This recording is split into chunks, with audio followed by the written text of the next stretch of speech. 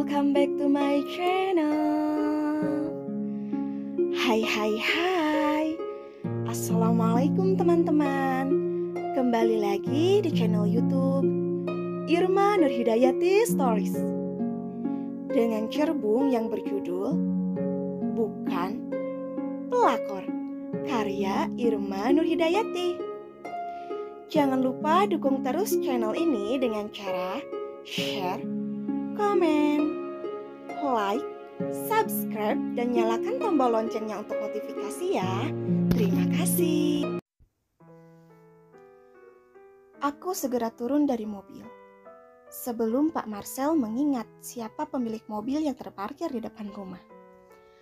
Kalau dia sampai tahu suamiku itu Mas Danis, pastinya akan banyak pertanyaan yang dilontarkan lelaki itu padaku. Terima kasih sudah mengantarku. Selamat malam, Pak, ucapku seramah mungkin. Pak Marcel mengangguk, kemudian melajukan kembali mobilnya. Aku langsung mengelus dada. Malam ini aku selamat. Tetapi cepat atau lambat, Pak Marcel pasti akan mencari tahu sendiri siapa lelaki yang kini telah sah menjadi suamiku. Kuembuskan napas perlahan, seraya membuka knop pintu. Beruntung malam ini Mas Danis lupa tidak mengunci pintu. Kalau tidak, mungkin aku tidak bisa masuk rumah. Kecuali harus membangunkan Mas Danis yang pastinya akan murka, karena aku pulang larut malam. Aku berjalan mengendap menuju kamar, berharap Mas Danis tidak terbangun dengan langkah-langkah kecilku ini. Hari ini tubuhku terasa amat lelah. Jadi rasanya tidak mungkin bila malam ini harus berdebat panjang dengan lelaki itu. Setelah sampai di kamar, aku bernapas lega. Aman. Sepertinya Mas Danis tertidur lelap, sehingga tidak menyadari akan kepulanganku. Tiba-tiba lampu kamar dinyalakan oleh seseorang. Aku mendelik tak percaya saat melihat sosok yang tak asing di depan mata. Mas Danis tengah menatap tajam ke arahku, seraya kedua tangannya bersedekap di depan dada. Mas Danis, mengapa ada di kamarku? Habis dari mana kamu? Tengah malam seperti ini baru pulang. Pak Marcel tadi menyuruhku kerja lembur, Mas. Bohong, kalian pasti habis kencan ya? Aku menggeleng singkat. Enggak, Mas. Aku beneran habis lembur. Aku tidak percaya. Tapi baguslah, setidaknya kamu yang berkhianat pada Hana, bukan aku. Astagfirullah, kok Mas Danis berbicara seperti itu? Aku tidak pernah mengkhianati janjiku pada Mbak Hana. Mungkin kalau Hana bisa dengan mudah kamu bohongi, tetapi tidak denganku, ucap Mas Danis seraya berjalan keluar kamar. Sungguh aku tidak berbohong, Mas. Harus dengan cara apa meyakinkanmu? Langkah Mas Danis terhenti. Kedua tangannya ia masukkan ke saku celana. Kepalanya sedikit terangkat, lalu sekilas melirik ke arahku. Beberapa hari ini aku berusaha untuk menerima dan juga belajar mencintaimu. Seharusnya kamu bisa menghargai itu. Aku ingin mengubah pikiran negatifku tentangmu, tetapi ternyata hanya rasa kecewa yang kamu hadirkan, Naura. Kamu salah paham padaku, Mas. Kamu bilang salah paham. Seorang istri pulang larut malam tanpa meminta izin pada suaminya terlebih dulu. Kamu tidak tahu betapa aku mencemaskanmu. Berkali-kali aku menelponmu, tetapi tidak satupun panggilanku yang kamu angkat. Itu yang kamu bilang salah paham, hah? Aku langsung mengambil ponsel dari dalam tas. Benar saja, ada beberapa panggilan tak terjawab dari Mas Danis.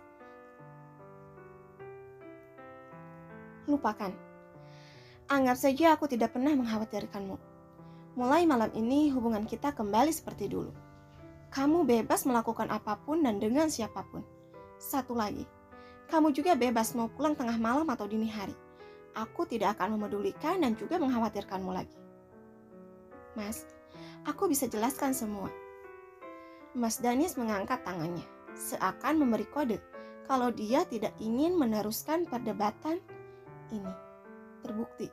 Setelah itu Mas Danis langsung masuk ke kamarnya tanpa menghiraukan panggilanku. Keras kepala, misuh.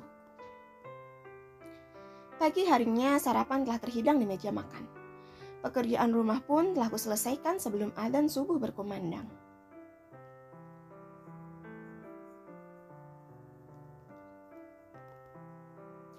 Mas Danis keluar dari kamar masih dengan piyama tidurnya. Padahal waktu sudah menunjukkan pukul 8. Seharusnya dia sudah bersiap-siap pergi ke kantor. "Kamu tidak berangkat ke kantor, Mas?" tanyaku seraya melempar senyum. Mas Danis tidak menjawabnya. Ia langsung berjalan mendekati kulkas dan langsung mengambil minuman dingin dari sana.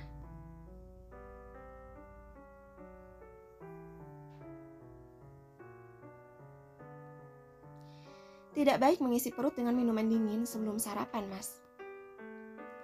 Lelaki itu tetap bergeming. Aku berusaha meredam kekesalan dalam diri.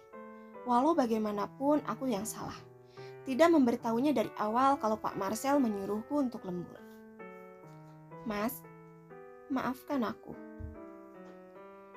"Lupakan saja." "Oh iya, pagi ini aku tidak bisa mengantarmu ke kantor. Ada janji dengan klien di luar kota. Mungkin untuk beberapa hari ini aku tidak pulang." Aku mengangguk, walaupun ada sedikit rasa sesak, mengingat beberapa hari ini tidak akan bertemu dengan lelaki itu. Lebih tepatnya, tidak akan ada teman untuk berdebat dan bertengkar lagi. "Tidak apa-apa, aku bisa berangkat sendiri." Aku langsung berlalu dari hadapan Mas Danis. Berniat ke kamar untuk bersiap-siap berangkat kerja. Pada saat akan membuka pintu kamar, Mas Danis memanggil, "Jaga diri dan kesehatanmu, jangan pulang larut malam. Kamu itu wanita, tidak baik bila tengah malam masih di jalanan." Setelah mengatakan itu, Mas Danis langsung kembali ke kamarnya. Kuhembuskan napas kasar. Hampir setengah tahun hidup satu atap dengannya, tetap saja aku tidak bisa mengenal karakter lelaki itu. Terkadang pemarah dan egois, tetapi terkadang juga baik dan perhatian. Entah mengapa akhir-akhir ini sikap Mas Danis sangat aneh padaku. Mungkinkah dia memang berniat meninggalkanku, atau mungkin sudah mendapatkan pengganti Mbak Hana? Tanpa menunggu waktu lagi, aku langsung berlari menuju kamarnya. Pagi ini harus mendapatkan keputusan dari Mas Danis. Enak saja, dia dengan bebas selingkuh, sementara aku... "Mas Danis." Aku langsung menutup kembali pintu kamar Mas Danis. Tak lama kemudian, Mas Danis membuka pintu dari dalam. Makanya kalau mau masuk kamar, orang itu ketuk pintu terlebih dulu. Tidak sopan. Kamu juga yang salah. Seharusnya kalau sedang berganti pakaian itu, pintu kamar dikunci.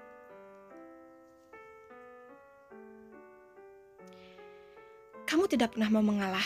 Sekarang katakan, ada perlu apa kamu datang ke kamarku? Jujur, Mas. Sebenarnya kamu sudah mendapatkan wanita pengganti Mbak Hana, kan? Kamu juga berniat meninggalkanku. Iya, kan? Dari mana kamu bisa menyimpulkan semua itu? Dari sikapmu akhir-akhir ini, Mas. Kamu jarang marah-marah lagi padaku. Itu tandanya kamu ingin meninggalkan jejak kenangan manis di akhir cerita kita, kan? Mas Danis langsung menempelkan telapak tangannya di keningku. Pantas bicaramu tidak karuan. Tampaknya kamu sedang demam. Setelah mengatakan itu, Mas Danis langsung masuk kembali ke kamar. Pada saat aku mengejar untuk mendapat kepastian darinya, tiba-tiba pintu kamar ditutup. Hampir saja keningku kejedot pintu. "Mas, aku ingin kepastian darimu tentang hubungan kita. Kalau memang sudah ada wanita lain yang menggantikan posisi Mbak Hana di hatimu, lebih baik aku pergi dari kehidupanmu, daripada nanti aku ditinggal pas sayang-sayangnya."